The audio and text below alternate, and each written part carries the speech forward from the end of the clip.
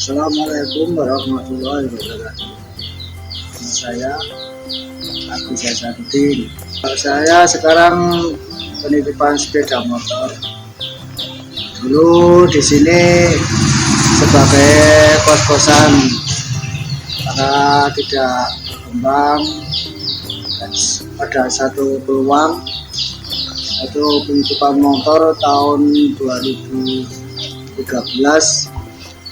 Kami mulai membuka penitipan sepeda motor.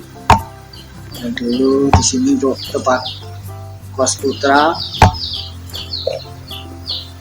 7 kamar saya bongkar dan saya gunakan untuk penitipan sepeda motor sampai sekarang.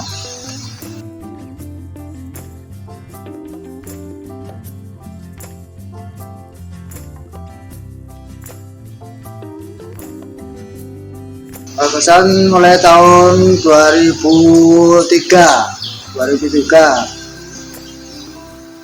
Kos Putra dulu 10 kamar, kemudian saya bongkar 7 kamar untuk lebaran penitipan sepeda motor itu mulai tahun 2013.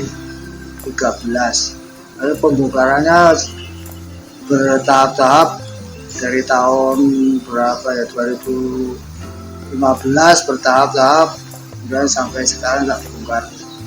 Tapi sekarang belum sempurna, belum jadi sempurna itu, tapi sudah eyop, udah nggak kehujanan, nggak kepanasan, alhamdulillah udah menggunakan 80% udah mau jalan.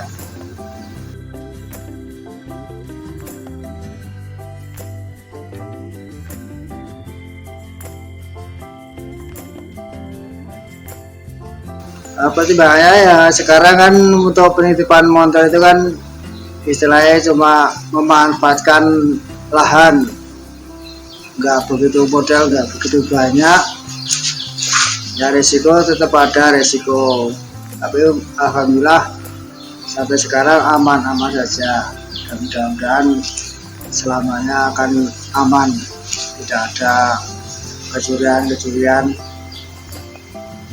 Semoga kita bisa berjalan bersama. Penitipan ini cuma modal nunggu ya, mayoritas enggak begitu mikir, pokoknya yang penting sabar menunggu dan melayani orang banyak untuk yang menitip.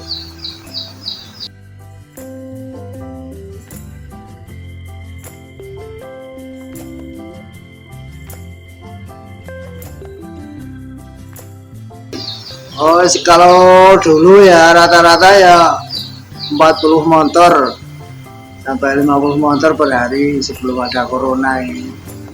Sekarang ya rata-rata 6 sampai 10 motor per hari sekarang, karena ada corona itu kan enggak semua nggak pergi, jadi di rumah. Per motor per hari 5.000, cuma diambil jam berapa, yang penting masih tanggal itu masih 5.000 rupiah per motor.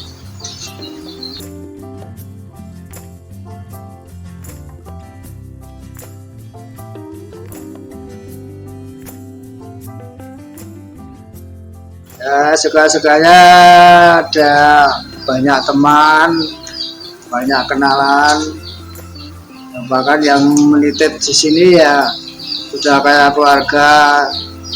Ada yang punya mantu atau gawe, kami sekeluarga diundangi, kan sudah seperti keluarga, sudah banyak langganan. Dan di sini semua pada kepercayaan, dan di sini juga kami menyediakan cucian motor. Kalau misalnya ditinggal pergi terus motornya kotor, terus kami juga sedia mencuci, per motornya 7.000 rupiah. Lalu dukanya ya itu sering pelanggan ya ada yang ngeyel istilahnya, wah sekarang uangnya sekian ya, tapi saya nggak apa-apa. Terus ada yang helmnya hilang, kami juga mengganti. Gitu. Jam malam-malam jam 1, jam 2, 3 malam ya kami siap membuka, kami layani. Semua orang kan pada tidur, kami siap untuk melayani. Jadi pintu ditutup, nanti didodok pakai tutup pedongan itu, terus nanti kami membuka.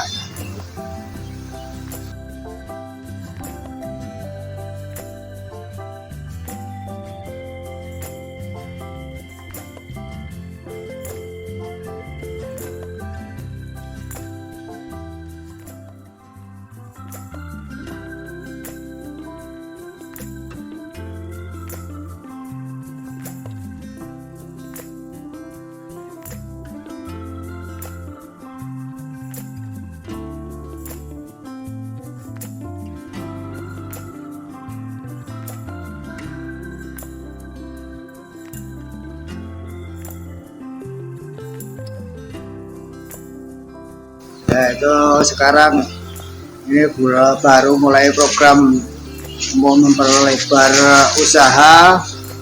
Kami menjalankan di sebelahnya itu kan ada dulu warung peninggalan orang tua, kami perlebar, tambah kamarnya itu bongkar kamar 2 untuk kafe.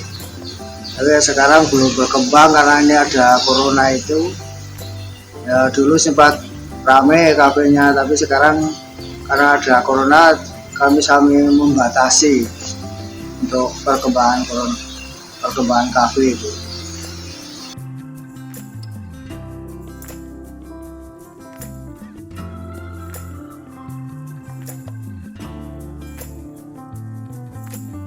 Ya karena kafe itu kan istilahnya modalnya sedikit, terus usaha itu kami dari teman-teman dari dulu kelompok pertanian itu kan dari Surolo Samigalo itu kan banyak yang nanam kopi, dan untuk kopinya itu juga rasanya lain daripada kopi yang lain-lain, karena kopi moka itu kan kopi yang ditanam terus di sekitarnya ada tanaman coklat, jadi rasanya agak lain. Itu sangat seneng dari orang-orang yang jalan yang suka kopi, itu seneng ngopi mokai.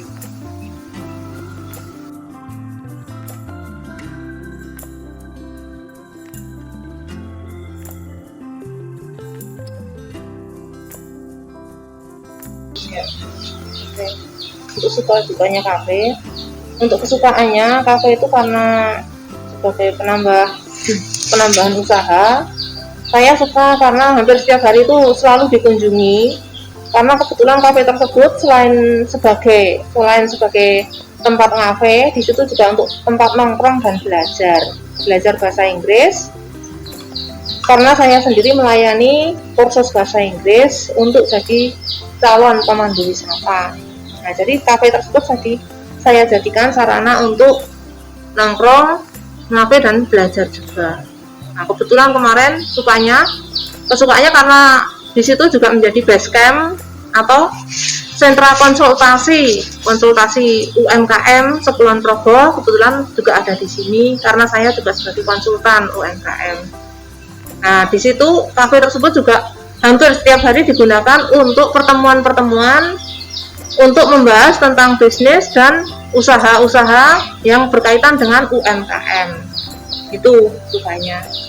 Untuk dukanya ya kita sendiri harus siap tenaga dan juga siap pikiran juga untuk melayani mereka-mereka yang datang ke sini, dan cukup untuk menyambut. Jadi tenaganya ya harus full.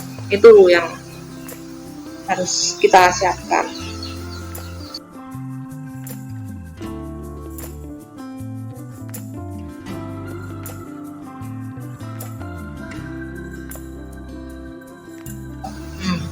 Untuk sebelum corona, dulu omsetnya rata-rata 150 sampai 200 ribu per hari. Nah, untuk sekarang ini ya hampir tidak ada omsetnya.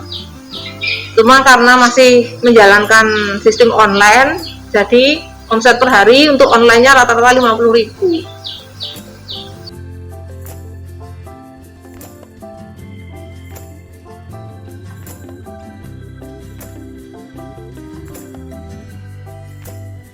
Untuk modal awal ya sekitar 10 sampai 15 juta, cuman untuk isinya saja karena bangunannya sudah ada. Dulu untuk membeli sarana-sarananya pun untuk meja dan kursi kita membuat sendiri, tidak membeli, sehingga hanya membeli triplek sama bahan-bahan paku dan lain-lainnya. Itu kegiatannya itu sekitar 10 jutaan modal awalnya. Sedangkan untuk sarana yang lainnya seperti gilingan kopi, kami juga mendapat bantuan dari dinas, dan alat-alat seperti gelas, piring, cangkir, dan lain-lain itu untuk sarana pendukung kafe tersebut kami cukup mengeluarkan dana sekitar 5 jutaan untuk membeli alat-alatnya.